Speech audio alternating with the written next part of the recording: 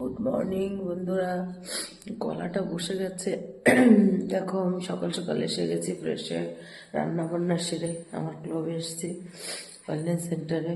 এখন এক্সারসাইজ চালু হবে।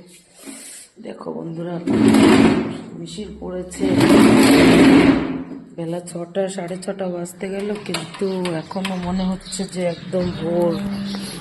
দেখো বন্ধুরা, বাইরের দিকটা কতটা মিশির। এই দেখো, এখানটায় খুব সুন্দর একটা মন্দির আছে, শিব মন্দির, খুব ভালো লাগে। এখানে আসলে মনটা শান্তি লাগে একদম। দেখো বন্ধুরা, পাখি উঠছে কি সুন্দর করে, কিন্তু ভীষণ ঠান্ডা বন্ধুরা।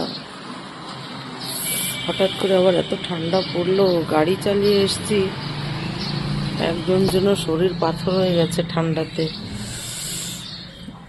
আমাদের সেন্টারের কেউই আসেনি এখন।